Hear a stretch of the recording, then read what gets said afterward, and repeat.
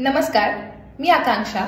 अमृत मंथन bye आकांक्षा या माझ्या YouTube चॅनलवर तुम्हा सर्वांचं सहर्ष स्वागत. आज 12 ऑक्टोबर आहे. कविराज्ञी शांताबाई शेळके यांचा जन्मदिवस आहे, तर त्यांना विनम्र अभिवादन. आणि त्यांची एक खूप सुंदर कविता आहे जी मी तुमच्या समोर सादर करणार आहे. तर कवितेचं नाव आहे पैठणी. फडताळात एक गाठोडे आहे, त्याच्या तळाशी अगदी खाली जिथे आहेत जुने कपडे, कुंचा, टोपडी, शेलेशाली, त्यातच आहे घडी करून जपून ठेवलेली एक पैठणी. नारळी पदर, जरी चौकडी, रंगतीचा सुंदर दाणी. माझी आजी लग्नामध्ये हीच पैठणी नेसली होती.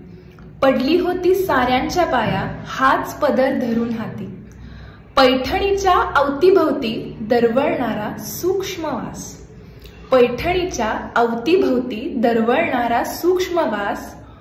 ओळखीची अनोळखीची जाणीव गूढ आहे त्यास. धूर, कापूर, उदबत्त्यातून जळत गेले किती श्रावण. पैठणीने जपले एक तन एक मन. माखली बोटे पैठणीला केव्हा पुसली. शेवंतीची चमेलीची आरास पदरा आडून हसली. वर्षामागून वर्षे सरली, संसाराचा सराव झाला. नवा कोरा कडक पोत एक मऊपणा ल्याला. पैठणीच्या घडीघडीतून अवघे आयुष्य उलगडत गेले. पैठणीच्या घडीघडीतून अवघे आयुष्य उलगडत गेले. अहेवपणी मरण आले. अहेवपणी म्हणजे सवाष्ण असताना.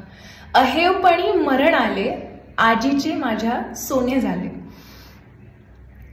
अहेवपणी मरण आले, आजीचे माझ्या सोने झाले. कधीतरी ही पैठणी मी धरते उरी कवळून.